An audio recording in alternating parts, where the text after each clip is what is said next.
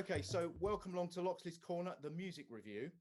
And since leaving radio in June this year, 2021, live show including music sessions and studio in the journey of thoroughly enjoyed doing what I was doing for 9 years and looking after the songwriter, musician all around East Anglia. That's how it started.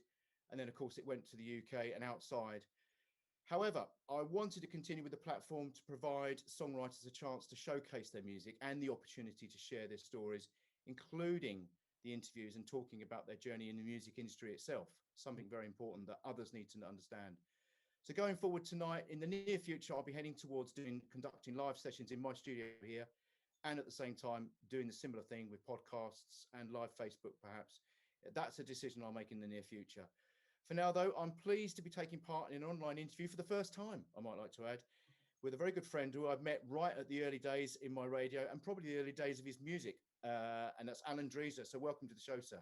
Thank you very much, Loxley. It's great to be part of something that's new. A big step. It is new. It's very new. We're on the seat of our pants. In fact, you're my guinea pig. Absolutely. Yeah, no, it's great. No, I'm really pleased to be here. So let's start with, I say early days of your music career, but when I first interviewed you, which I think was about 6 years ago, yes, maybe more. I was thinking 7, but yeah, it's probably. Yeah, you're probably right. I was just trying to work it out because it's 9 years of radio I had in total. So I think in the second, third year, potentially I'd interviewed you. And was it you that drove through Wivenhoe with handbrake jammed on? Yes. It was. God, do you know what? That's come back to me now. Because we were down this little narrow road, and it locked on, and yeah, luckily I managed to just literally steer it to the side of the road, and there was a pub just up the road, and we sat in there, and I think I rang you from there and said, "Look, where are you?" There's a choice between doing an interview or going to the pub. What do you want? Yeah, that's it. Yeah, well, fortunately, we were about a walk away from where you were. That's right. Yeah. So we walked round, and yeah, you kind of, you know, turn left here, turn right there, and we managed to get there. So yeah, I think it was 2014, I think. Wow, crikey! So to me, well, that was great because again, this is how I like to, as I said to you before, that conducting my interviews are really like sitting in a pub chatting. In fact, I think I wanted to actually record a loop of a pub in the background of my show. Yeah, someone. Yeah. Yeah. Well, we did a live open mic once, and we actually did that for a bit of fun. And really? We had about 20 people come up into the studio and play, and it was fantastic fun. Brilliant. So let's go back to the beginning then, just briefly, because when did you start in music? What was your first sort of introduction to music? In terms of like listening to music, I mean, what it started with was in the 70s with bands like The Sweet and people like that.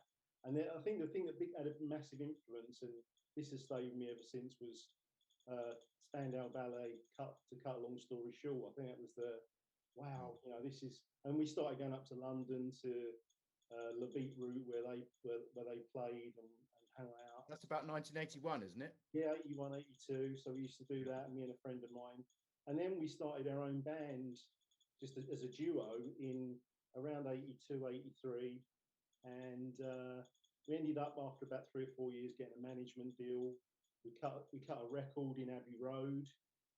We did a tour with Brother Beyond, if you remember those from the 80s. Yes, I do. Yeah. And I had this really good management. I'll tell you a funny story straight away. We played at a venue in Barking in London, and the management company that we were with at the time laid on 2 limousines for us. One for me and one for the other guy to pull up in outside the venue. So we had a chauffeur, me in the back, and the other guy kind of followed him behind us. And Brother Beyond turned up, the 4 of them in a Sierra. So they're in a Sierra, like this big 80s pop scream band, and they're looking at us like, who the hell are these guys, you know? And it was hilarious. And yeah, we got kind of escorted to the stage, and all the. Did you actually stay in character? So when you got out of the car, did you stay in character? There were about 500 kids in this venue, and yeah, the guy that, you know, because I sang and the other guy played guitar and a bit of keyboards and stuff like that. He was wearing this long coat and got pulled off the stage by some of the screaming girls. So yeah, and Brother Beyond are like, behind the curtain, waiting to go on as the lead act, thinking, Christ, what's happening here? So that was a really great time, and we had lots of fun. But as with all these things, they kind of run their course, and life gets in the way, and that's basically what happened next. Is life got in the way. I met somebody, we got married, children came along, and as you know, music is like, if you're going to do it properly, it's something that's your life. And Yeah. I had to make that life decision, and I chose the kind of more stable path, if you like. So I kind of stepped out of it for a long time. It's very difficult. You mentioned something that I myself went through, in that I've always said this and it's the same for sportsmen. If you're going to do something well, you do it well, and you may have the talent. But the thing is, if you're going to do it and win, you have to be selfish. You have to put it, everything else is rescinded. And I know from going on tour and playing that family came second, and it's devastating in a way. But because you're on the brink all the time, trying to get the next deal, the next thing's happening. Exactly. Your hunger and your determination it just keeps you going. You don't realize, in fact, I certainly didn't realize how much effort and how much consuming it was until I stopped. Until when I stopped, I realized the damage it could do. So I certainly understand. Because obviously you yourself, I mean, apart from your promotional work, I've got to skip into that quickly, because every time I see anything from promotional work, it's like you're living in somewhere in a really hot European country. How much? So, where do you live these days? Well, basically, in 20, my wife has got an illness that's not terminal or anything, but she benefits from not nicer weather. And she was struggling with her illness a bit. So we came out in 2018 to Spain, and we rented somewhere for 6 months and loved it, and then started looking for property out here. And we moved out here in 2019. So we've been out here just a couple of years, 2.5 years now. But the plan See, I would have made that excuse as well, just for the sunshine. So basically, we came out here for that reason. But the plan was always going to be, Lox, right, okay, I'm going to come out here, but I'm going to go back 4 or 5 times a year, straight into the studio, meet up with the guys that play live with, and carry on doing all of that in the UK. And we'd already recorded 5 songs for this album when I came out, which was fortunate, because obviously just after we came out, the pandemic hit. And all of those plans kind of went on hold. Well, they initially went on hold, and it was like, well, okay, do I give up this thing completely because I'm waiting until the pandemic lifts, or do I find a way to carry on doing this, recording this album? So I bought my home studio set up and started recording myself, which is something I'd never done before. I'd always gone to a studio and relied on an engineer and everybody else to do that technical stuff.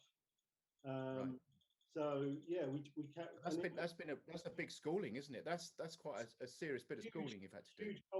Huge culture shock for me.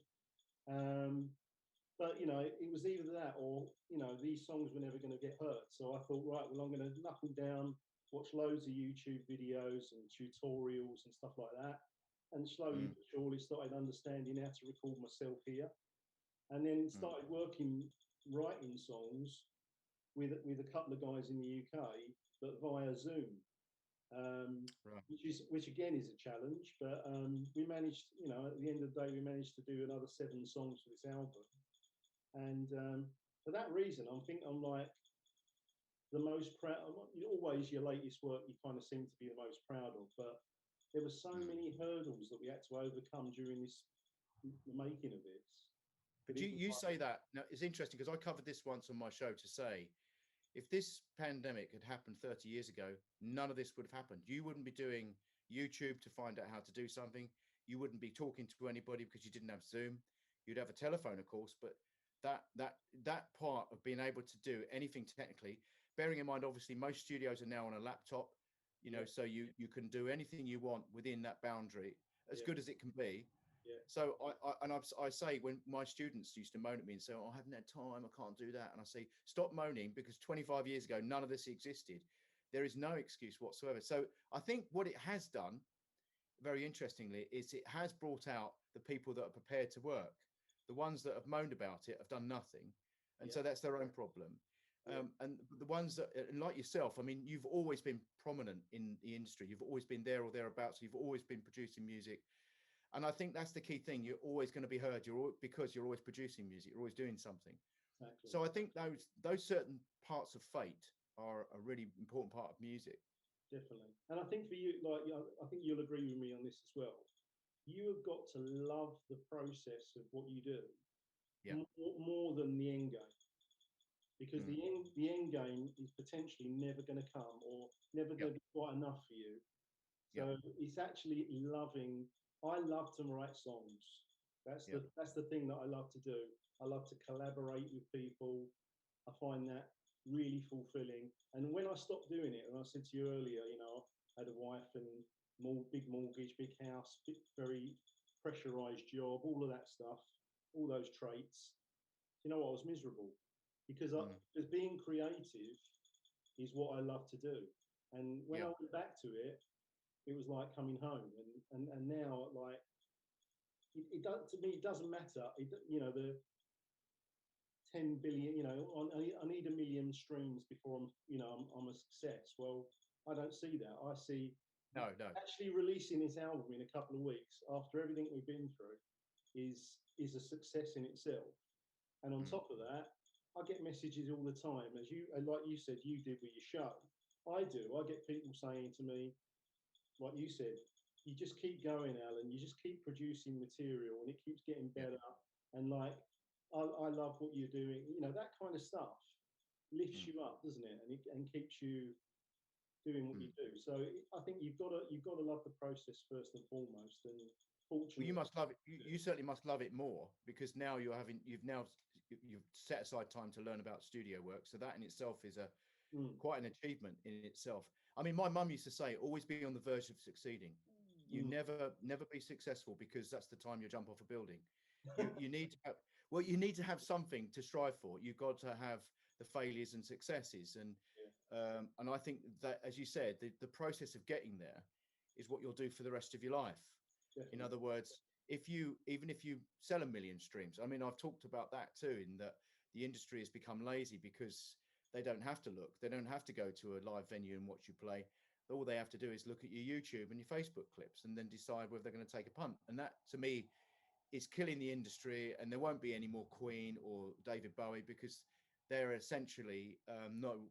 You have to take chances on people like that. And Yeah, so that I agree with you entirely, that you the journey of getting there will always be there. You'll always be doing it. Your next song will be the best, which is funny, because the process of this one healed. I want to talk about the music, because obviously I've known of your stories behind the music, which you obviously do. You wear your heart on your sleeve, I'm sure, when it comes mm, to writing. definitely. And because it reveals, and people, do you ever get people asking an interpretation of a song? Do they suggest what they think the story is, and it's different to what you've panned out? Yeah, that sometimes happens, but sometimes I know there are a lot of artists who say, look, I'm not going to tell you what this is about, because Mm. I like you to make your mind up and make your Yeah. own story. But Yeah. like you said, I wear my heart on my sleeve. I've been through stuff like everybody has. But I use that as fuel to channel, the direction of the music that I'm making. So this Mm. album is very much though. The first album that I did, London E12, was very much talking about what was happening there and then, and the feelings that I had there and then. But this one is a lot more, almost like reflective, looking Mm. back at certain situations, but with a distance, because and that it kind of came from, I was flicking through a magazine in 2018, 2019, and saw this word healed in an interview with somebody. And I thought, you know what, that's exactly how I feel. I feel better than I had done for a long time. And things that I couldn't talk about for a long time, when I started to talk about them in the music that I started making, it didn't hurt so much, or it didn't hurt at all anymore. And I felt like well, then now I'm ready to talk about some other stuff, you know. Mm. So It's funny because that's kind of where the concept came from, if you like.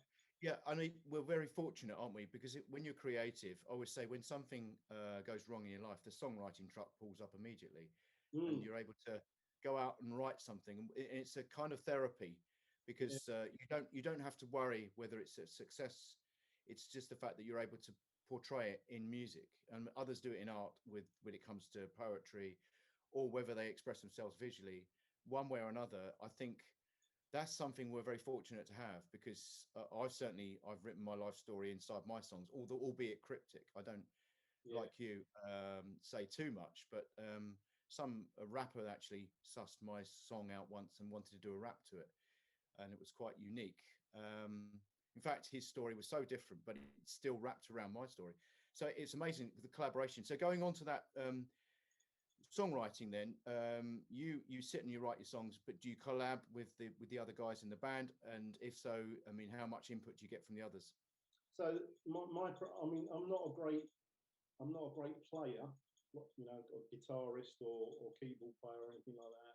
So everything for me starts with a lyrical idea and a melody, and then I Yep. bring in a collaborator to flesh out those chords and bring. And this time I've worked with three different people on this album, and yeah, they bring their own flavour and they help me flesh out the song. You know, again, what I tend to do as well is I bring in not only the lyrics and and the vocal melody, but what I do is bring in a reference track to say this is the kind of sound that I'm hearing in my head. In terms, it might be the drum sound, or it might be, you know, for example, there's this track on the album called "But It Does," and when I heard a Charlie Puth record which is called "Attention," I just thought the chorus where everything drops out and it's just him and a bass sound was was perfect for this particular song. So I bring stuff like that in and say, look, this is where I see this song going, and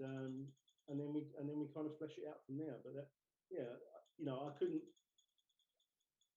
work without other people, but at the same time, I think I still bring a hell of a lot to the song before it's even started to be written. If that makes sense. Mm. Well, I always say that songwriting is, well, for me personally, and I've had interesting comebacks on Facebook, but is melody first, then lyric. And once you get those two right, you can put it ever you like to it. It can be slow, it can be fast. Yeah, And I've done it. I've taken songs. In fact, I remember doing an experiment with the band when they hated one of my songs. They said, don't like it. It's not really up to your normal standard and so on. So I went back home and I reproduced it in a different tempo and a different style and took it back and played it. Go, oh, this is a good song, Lox. And I just thought you have no idea. So I think that the melody key, I'm not, because it obviously it tripped them up when I started singing the same melody and they're going, oh, I've got you now. So yeah, it's sort of something that you can balance up. But you're right. If you're sitting there with melody, you've already started something that's it is essentially finished. The yeah, lyric is then, and if the melody works, people want to know what you're going to say. yeah, So exactly. I think that works. So I mean, going forward then for the rest of the year and obviously into 22, what Mm. are the plans? Okay, so I've just recorded a video for the single that's going to lead the album out, which is called "The Chase," and we're And recording. that's on YouTube, yes? It's going to be on YouTube before the end of the month. I haven't got a confirmed date yet, but that's going to be. It's probably the most ambitious one we've done because it's kind of we've used a company that do animation, and we're combining myself and this animation into kind of like a unique story to tell the story of the song. So that's happening. And then I've got plans to do another two videos to support two other songs. One to come back to the UK and do, and then the guys are going to come out to here and do one as well. Um, and then that'll lead us into 22, which I'm hoping then we'll start to do. Some, I've actually had quite a few offers of live gigs in London and in Chelmsford as well, which obviously is my hometown. So I know that the dates are there. It's Mm. just a question of because of the pandemic. You know, the first time I went back to the UK actually was last week for 18 months.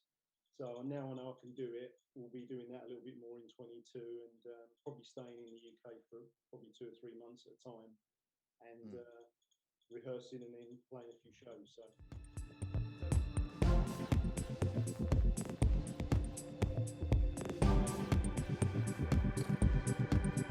There don't have to be sides, or winners or losers.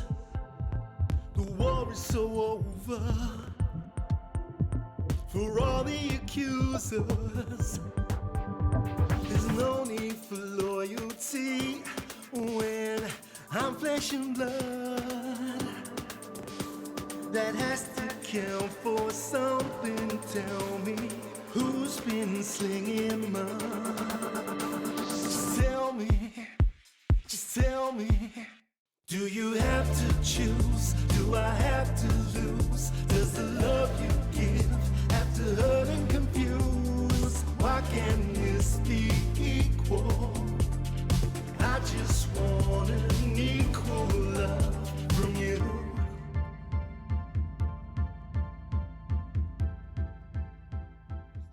Equal was one of them, actually. Is there a story behind that? It's funny, actually. Yeah, there definitely is a story behind that. That started off as one thing and ended up being another. So it started off about coming out. The original premise of the song is coming out to Spain, which I did, and trying to maintain the relationships with the people that you had back home. Because I've got 3 children. They're about, they're in their 20s, but they're still my children, and you got your family and all that kind of stuff.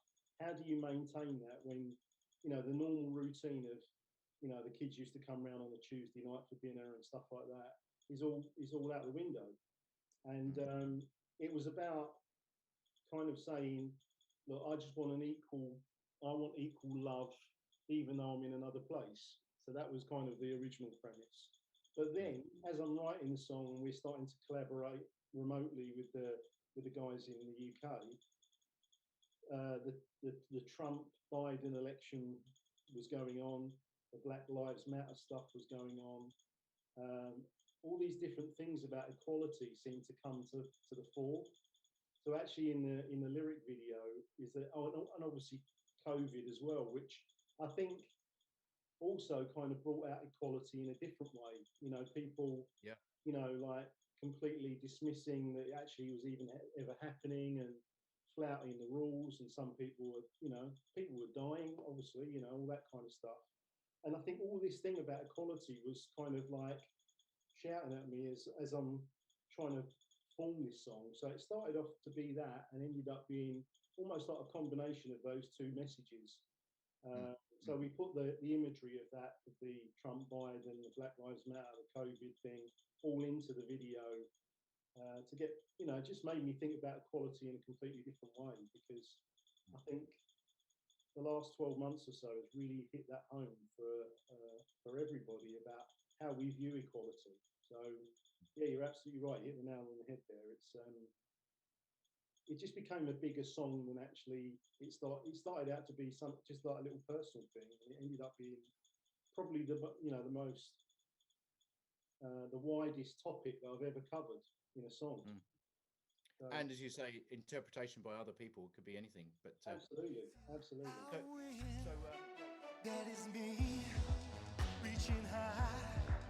One day I know that I am gonna touch the sky. That is me reaching high. One day I know that I am gonna touch the sky.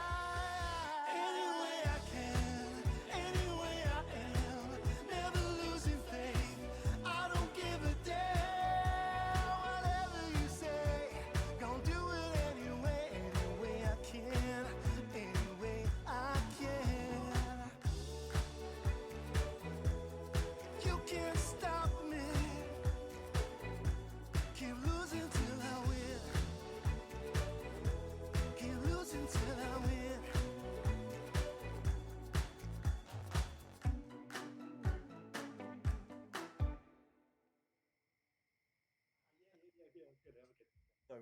So the second song that I wanted to talk about, I know that, as I say, I've been listening to the album, and then I thought about the track "Any Way I Can."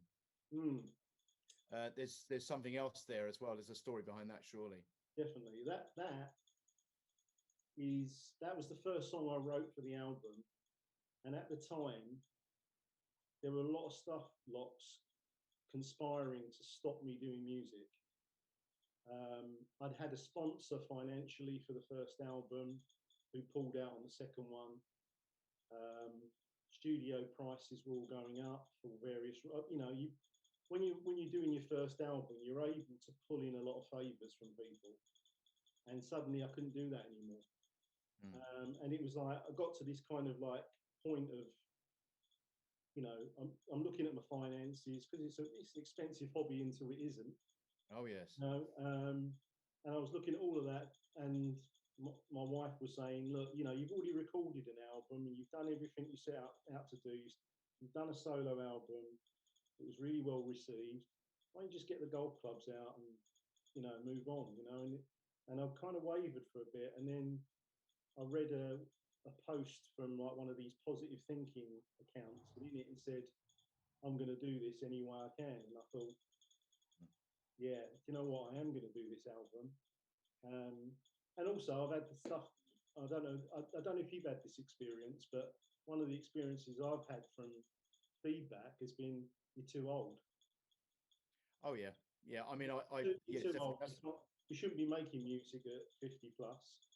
Well, the interesting thing is, when I interviewed Katie Tunstall on my show, she, bearing in mind, she was signed at the age of 30, and 10 years previous to that, leading up to that, I had in the same studio when I was interviewing her, one of my students who was 16. And I said, what's the most important thing in music that you could say to someone here at 16-year-old sitting beside you? She said, fail. She said, you must make sure that you understand what failure is, because we're too busy now. Everybody in an egg and spoon race is winning. You need to know how it is to lose, and you need to know how failure works.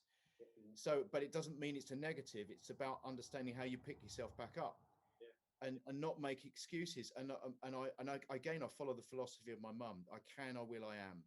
They're the three things you must do. I can do this, I will do this, and I am doing this. Yeah. And you do that you can go to sleep when your mind's abeyance, and which I used to do as a youngster, because I wanted to do something. I said, I can do this, I can do this, I can do this. And I go to sleep with that. And the following night, I will do this, I would, and so on. And eventually that's what kept me going. And I think you're similar in very much the same way, in that you pick something and that's your logic. So any way I can is saying, right, well, that's it then. If it can be written about, it can be done. And leads me on to an interesting question. What about playing in Spain and around in the European scene? Have you tested the water with that? Well, no, again, because of the pandemic, and obviously because my band is in the UK, or the guys that I normally play live with, that's not happened yet. But again, I've been approached by a promoter over here to say, look, love the singles that you're putting out, and when you're ready, we've got some potential shows lined up over here as well. So that's pretty exciting. So yeah, that's very good. I mean, so talk about the band. Sorry, I'm just curious to know about the band, the guys, and how many of them, and so on. So the last time I played live, we had a drummer, keyboard player, a backing singer, and a percussionist as well. So there's normally 5 of us on stage. That's how we normally play. Right. But also I've done some acoustic gigs as well. So we stripped it back to maybe 3 of us with a keyboard player, guitarist, and just me. So, and I love that too. I think that kind of what you just said about, you presented a song in one way and then they didn't like it, you present it in another, and people do. I quite like to do acoustic versions of the songs that I've already written. There might be, full-on production, or sort of electro, but actually stripping. I did that with the last album. I did about 3 or 4 acoustic shows in 2019, that we stripped back the sound, and I really enjoy that. I think it's much more intimate, and I love that kind of venue as well, because you get a really good reception and people do listen. I think it's I call the acoustic session deep water, in that you are showcasing your material without the production. You can hide behind a production very easily, and In fact, my songs always start either with a piano or acoustic, generally acoustic guitar. So if they've got to sound good before I even introduce any instrumentation. yeah. And although I can, like you, probably, I can imagine, and quite often the phone comes out and I sing the parts into the phone. Oh, well, I do it Um, all the time. Yeah, do that. yeah, I've always wanted, do you know what? Throughout my show, 9 years of doing radio, I wanted to do a show where I got everybody to give me the copy of one of their songs that they'd started on a phone, just and then play the original, Yeah, because it's amazing how much of your head you can produce into a mobile phone and sing all the parts, including the drums and everything else. And I've done this yeah, many times. yeah, So, yeah. and it never happened. Of course, everyone was too scared to send their material in. Yeah, yeah. Funny enough, I've just watched an interview with I don't know if you know. Do you know Lord? Lord is Yes. she Yeah. just Yeah. released an album. She came on with her mobile and said, "This is how this one started." And she had the Brilliant. melody, and she made maybe a little bit of piano, but mainly it was Yeah. just her, singing the melody into the phone, and then they Yeah. played the track, and it was like, wow. So yeah, that's Mm. very interesting, isn't it? It's always the way I start stuff. So Yeah, and I suppose before mobile phones, it was well, in fact, before mobile phones were, I think there were quite a few occasions where my lawnmower went down the grass on its own while I ran into the studio. God, I can picture that actually. Yeah. Yeah, and it does happen. And, in fact, I think it was Sting said one day he was sitting on his lawnmower and he turned it off and ran inside because he and jumped into the studio and started working, only to realize that he hadn't turned it off and they lost it. It went down into the stream where they live in their house and they had to get it pulled out, which is quite funny because I suppose I've done that. My main studio at the moment, until this is finished, is in the apex of my workshop. Oh, So wow. occasionally I go up the stairs and do something, forgetting I've still got a machine running. So it's But you've it's got so consuming. quite a lot of incidental background music. Yeah. Yeah, that's it. Yeah, well, fortunately it isn't so bad. But so well, listen, it's been great to catch up with you Yeah. and at least pick up where we left off last time. And it's a bit you've obviously certainly moved on, and I Mm. can see that from the videos. And you've obviously become aware of yourself within that as well, because that's the one thing when you first start doing these things, particularly videos.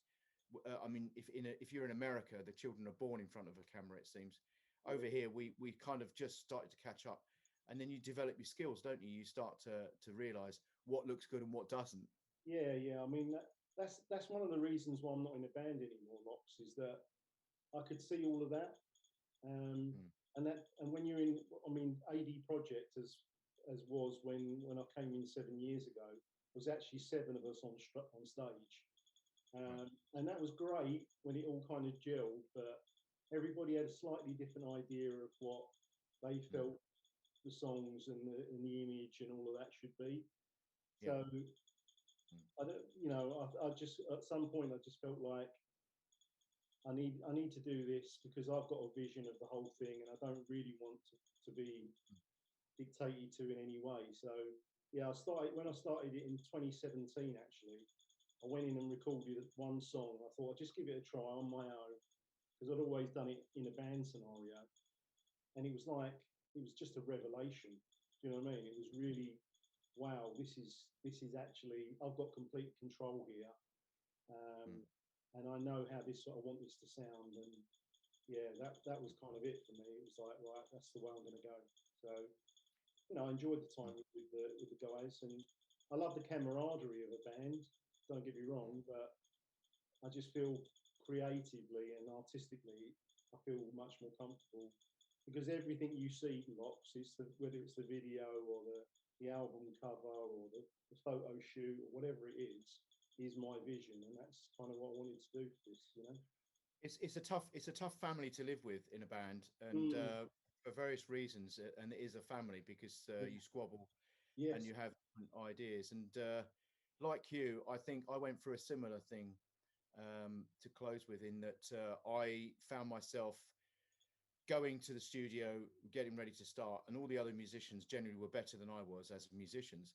So Yeah. therefore, they wanted to showcase their abilities rather than actually understand the song, and that became a conflict immediate. So invariably, like yourself, I ended up learning the skills to be able to play all the instruments. So I learned the four basic skills: piano, drums, and bass and guitar, and I could sing okay. So it was a case of then producing a song, giving it to the guys, and then they would put their abilities to it. And I think that, and also like yourself, made sure that they followed the script in that, yes, okay, there might be a different flourish here and there, but invariably it will be that song, and it's not going to go off the rails. And I think sometimes that can ego's a terrible thing, isn't it? And Yeah. by doing that, you do kind of crush people's ego, and that's where I felt like we fell out a little bit, unfortunately. Not in a terrible way, but just in an artistic way, So I just felt like, you know what, I'm just happier, running with my own. And the other thing as well is doing everything at your own pace, because I might be, as I am, able to dedicate all my time to this, all my spare time. And there are other, in a band, you've got somebody that's doing two jobs, or I've got a family issue or whatever, and that can always hinder progress as well. So that's why I was like, I'm tired of being disappointed for one reason or another. I'm just going to go at my own pace and do what I want to do, and hopefully build something. And I feel like I have, which is good. Well, it's great to catch up with you. And obviously, when is there going to be a launch for Healed, the album? Yeah, well, this is part of it. Okay. Yeah. Okay, that's good. Good start. Part of it. And the video. There'll be videos and bits and pieces, and I'll be all over social media, as you've probably seen. So there's lots of really good content I've got coming up over the next few weeks. Yeah. Well, Alan Dreezer, thank you for your time today. It's really good. You've opened up a whole new, I suppose, future for me, my new journey in doing reviews on music outside radio. And I think for me, it'll be great because there's less discipline. There's no surrounding of management going, you can't do that, mate. So I'm kind of pleased about that. You're in a similar boat to me, like yes, you've got complete artistic control. So yeah. I'm looking forward to. I'm glad I sparked that idea that was in the back of your mind and brought it to the front. And I'm really going to be interested to see where you take this. So good luck with it. Well, thank you. And I look forward to the fact that you can eventually come into the studio and do a proper live session and at least sit amongst other musicians. Because I fancy the idea of featuring 3 or 4 musicians from different realms, all in the same room, and then talk about their music, playing different tracks, some live, some not. And I think that will make for a great show. That'd be fantastic. Yeah, look forward to that. Yeah, I know you're going to have lots of really good ideas, and I'm really excited to see where you take it. So good luck with everything, and honoured to be the first person to be interviewed in this scenario. It couldn't be a better decision, could it really? Yeah, good luck. I really appreciate it, Lox. All the best to you.